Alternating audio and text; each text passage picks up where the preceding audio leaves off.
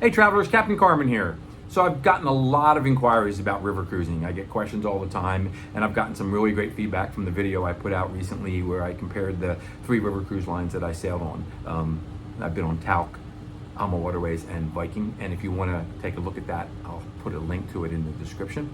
So I thought now would be a good time to put together a short list of what I think are the top 5 questions I get all the time about river cruising.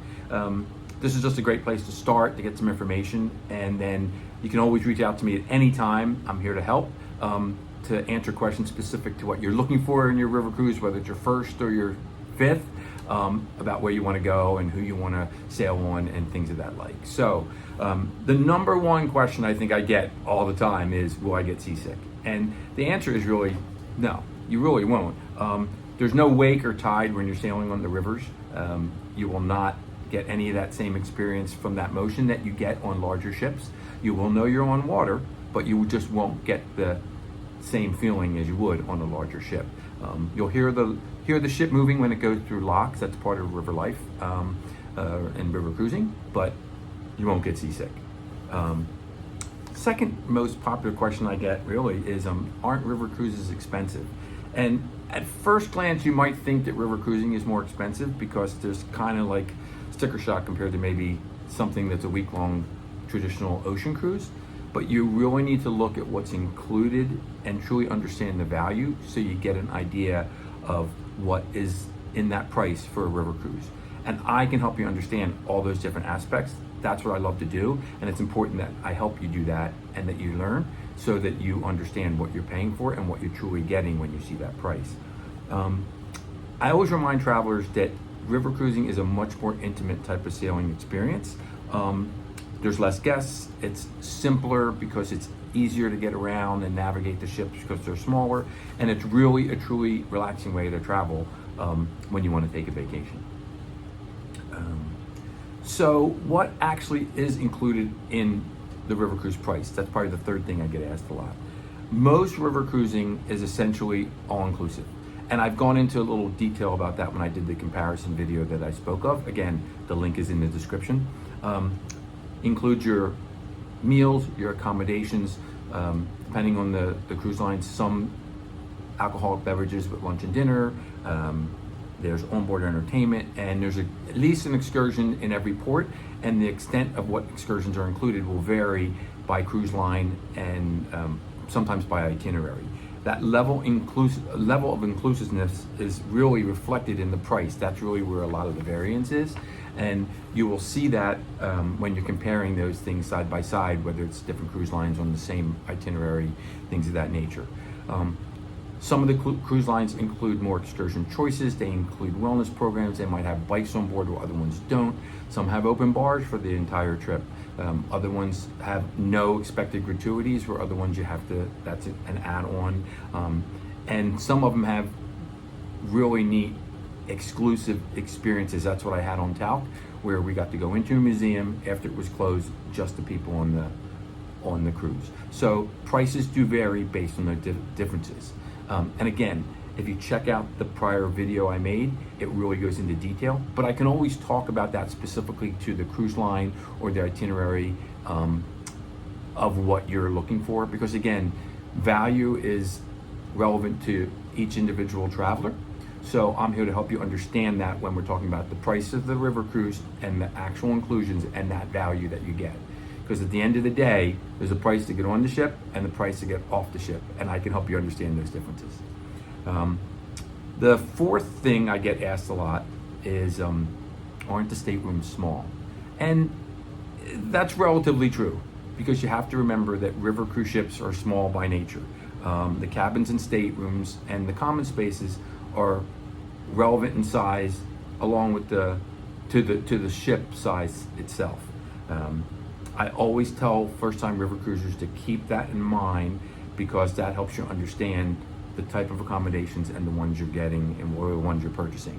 There's usually 3 types of accommodations that are pretty standard across all river cruise ships. There's a fixed window cabin that's usually on the lowest deck. It lets light in, but you can't open that window.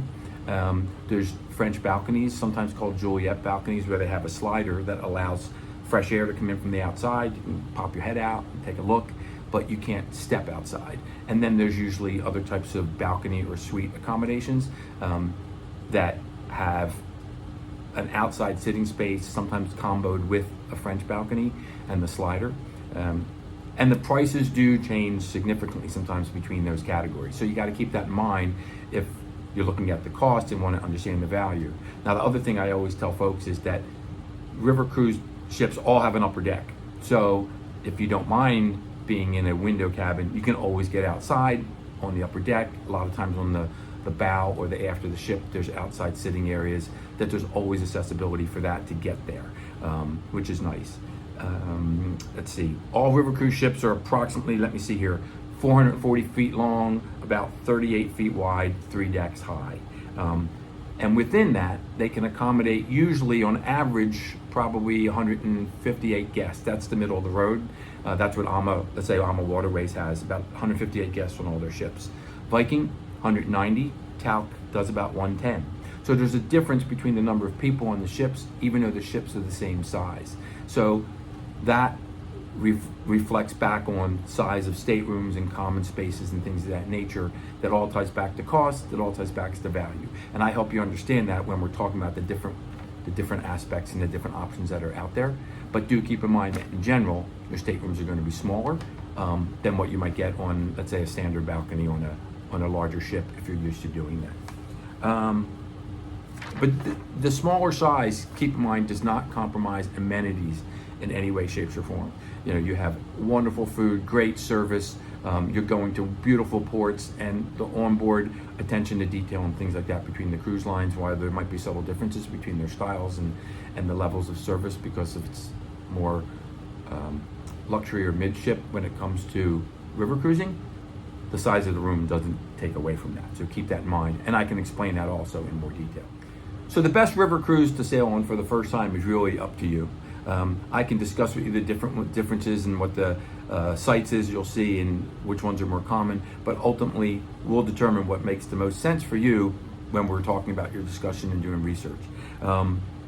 Most people know the Danube and know the Rhine. They're the two most popular river cruise itineraries that are out there, and they're the ones that get booked the most. They also have the most options. All the cruise lines sail on them with many, multiple dates, sometimes every other day, depending on the cruise line where they're sailing. The Danube is the longer river, and for most folks who choose that for their first cruise, will go from Germany, either in Passau or let's say Vilshofen, and then go to Hungary to Budapest, or do it reverse. That's the upper Danube itinerary.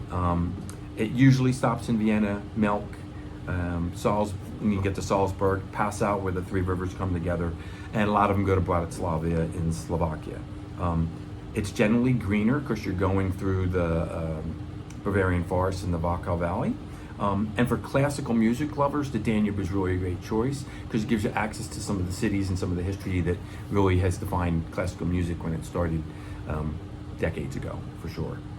Now, if you want to try the Rhine sails essentially from Amsterdam to Basel, Switzerland, or reverse. And you see a wonderful combination of smaller, quaint towns that are like Strasbourg in France or Rudolph in Germany.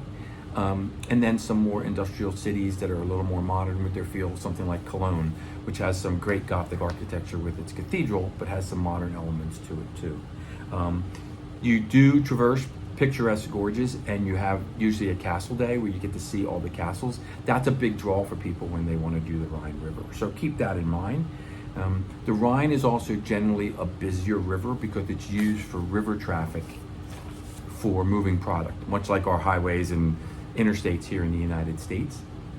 But that doesn't deter in my mind. It actually brings you closer to the European experience when you're on the Rhine River. And it's actually fun to watch to see how the river boats move along there alongside the ships that are carrying the leisure travelers. So there you go.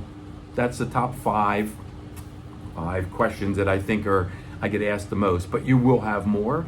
That's what I'm here to help you with. Reach out to me. I've been on multiple cruise lines, on multiple itineraries. I continue to educate myself and learn more as I venture onto new rivers and to try different river cruise lines so I can best serve you to try and find the one that works the best.